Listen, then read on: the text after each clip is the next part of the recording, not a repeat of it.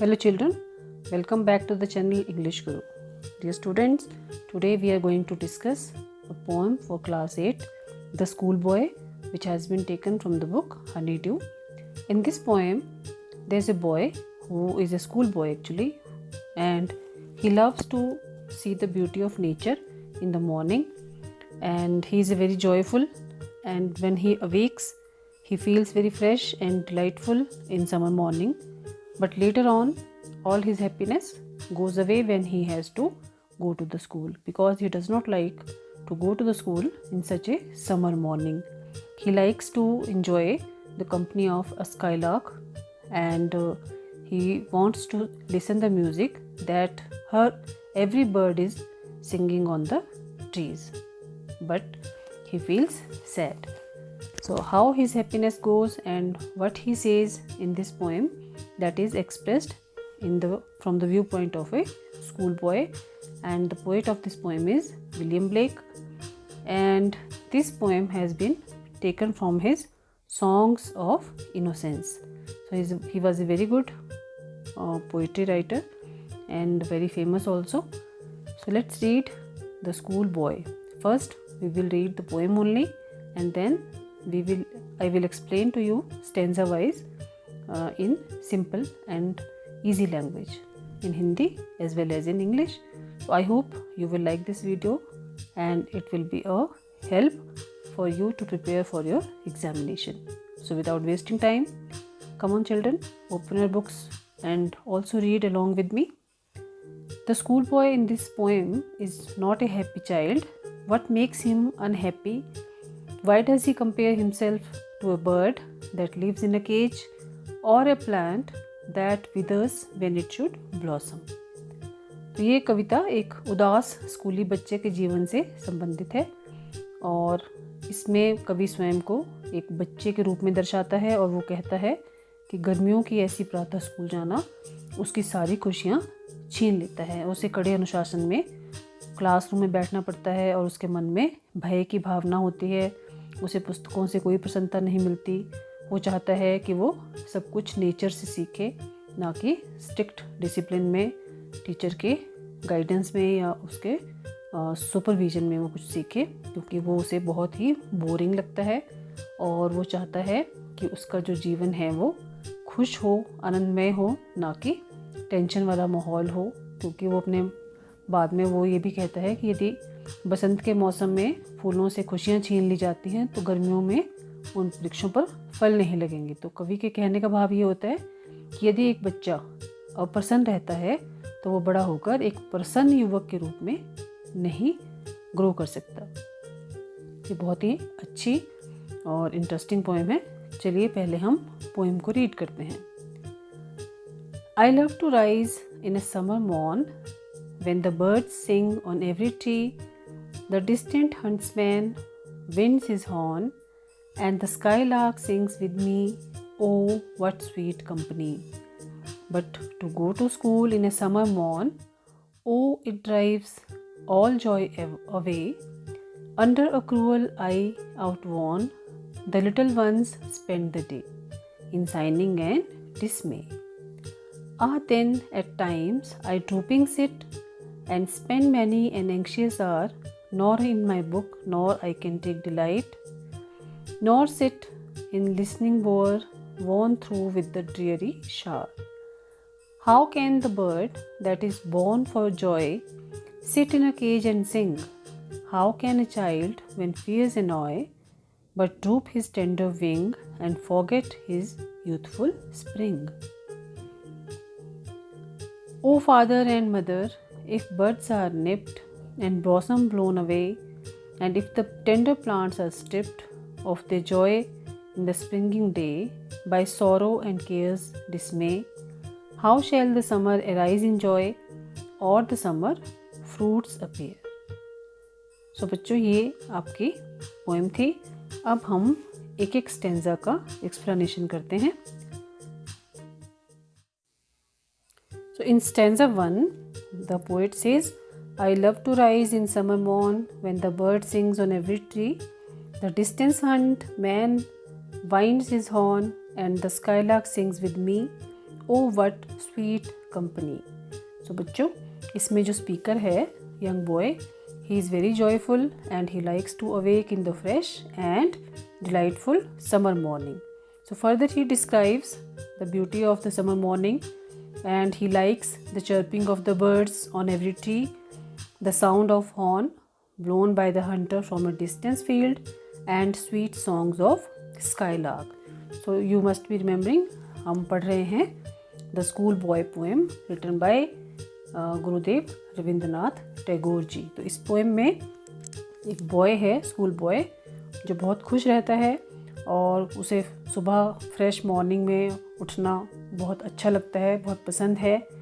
फिर आगे वो समर मॉर्निंग की जो ब्यूटीज़ हैं, सुंदरताएं हैं, उन्हें भी डिस्क्राइब करता है। उसे पसंद है पक्षियों का हर पेड़ पर जो चहचहाना, साउंड ऑफ हॉर्न, जो कि दूरी से एक खेत से जो हंटर हैं वो बजाते हैं, और स्काईलार्क एक बर्ड होता है, चीतक पक्षी जिसे बोलते हैं, उसके स्वीट सॉन्ग्स इस स्कूल बॉय को बहुत पसंद हैं।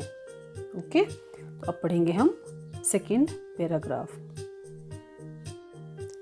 But to go to school in summer morn, oh it drives all joy away.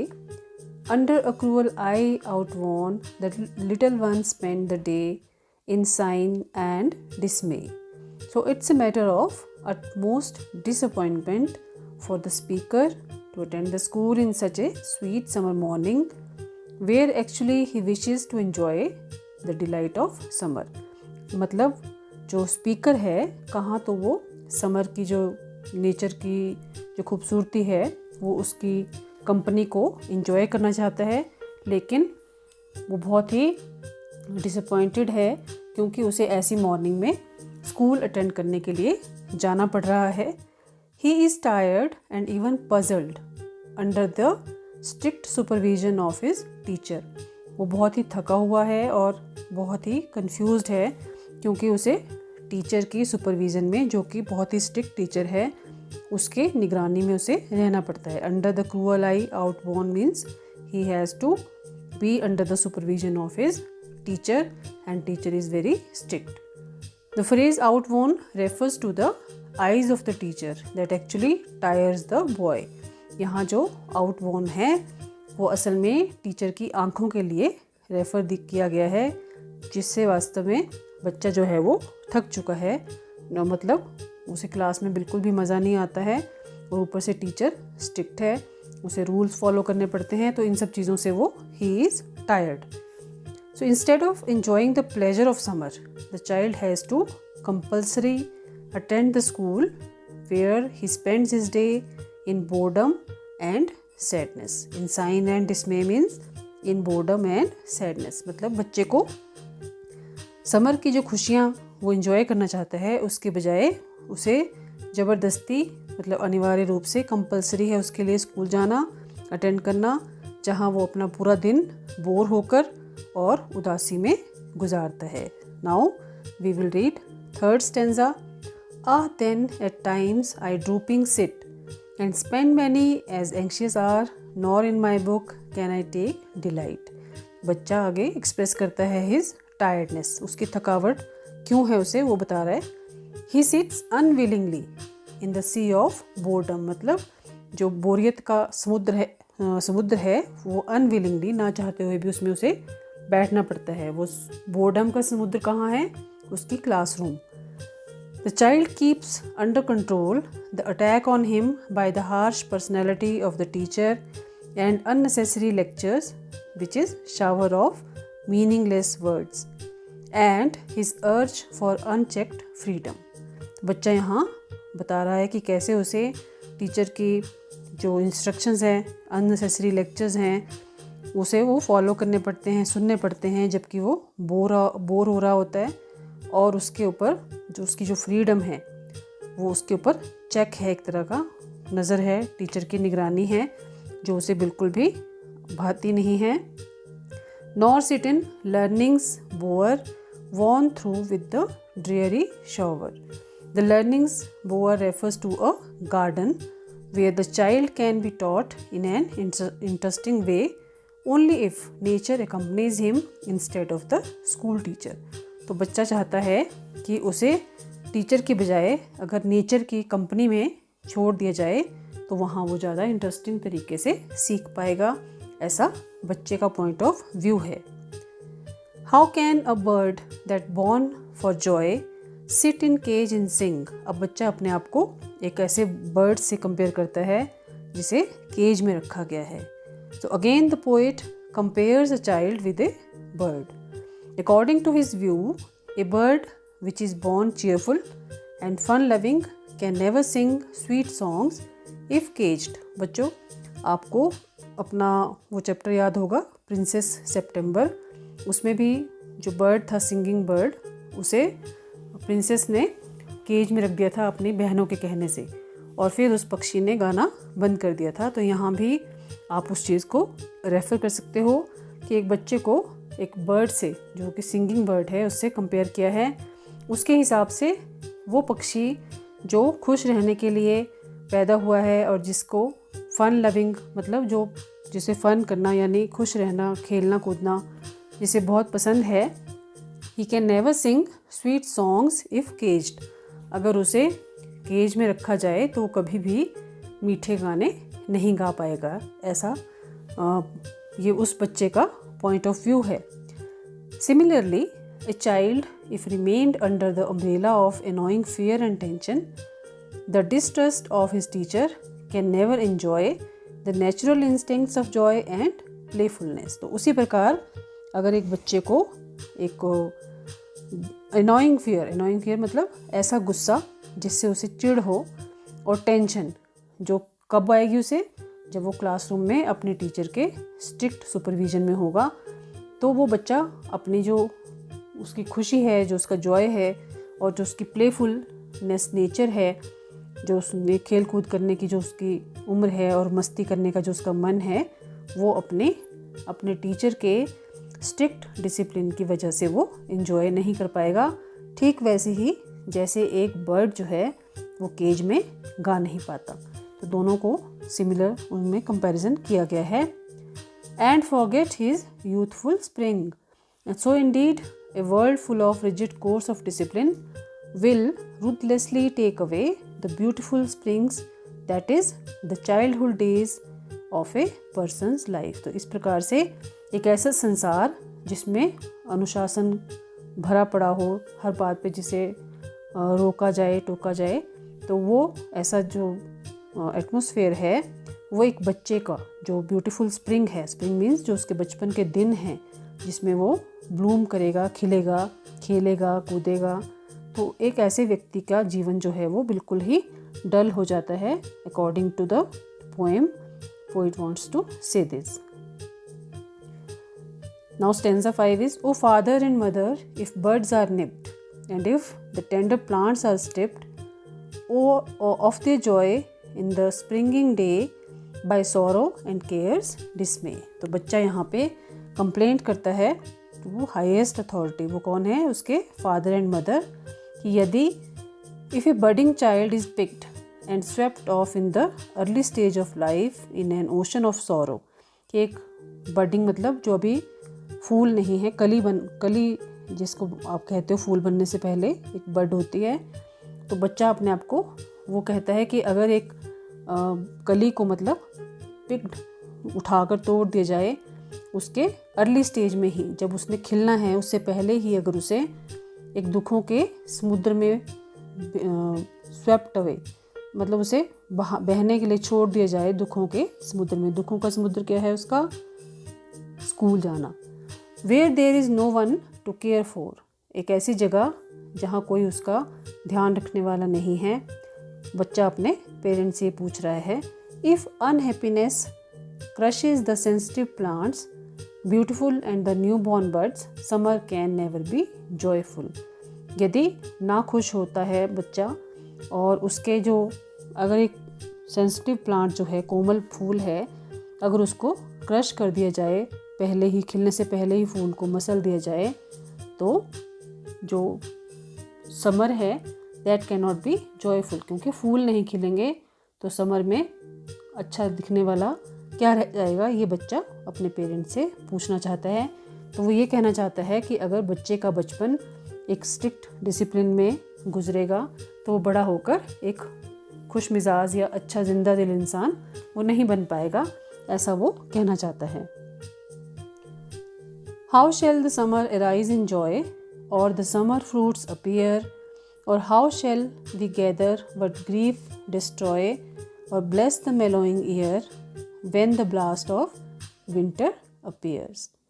अब बच्चा कह रहा है कि if care and concern rule over the plants, flowers, birds, such a summer will be dry and will bear no fruit. यदि हम जो हम परवाह करते हैं, अपना कंसर्न दिखाते हैं फूलों के प्रति और पौधों के प्रति, पक्षियों के प्रति, तो ऐसी समर अगर हम नहीं दिखाएंगे, if care and concern rule over the plants, अगर हम डिसिप्लिन रखें उनके ऊपर भी, तो summer will be dry and will bear no fruit, और उसमें फल नहीं आएंगे, यानी वो सूख जाएंगे पौधे।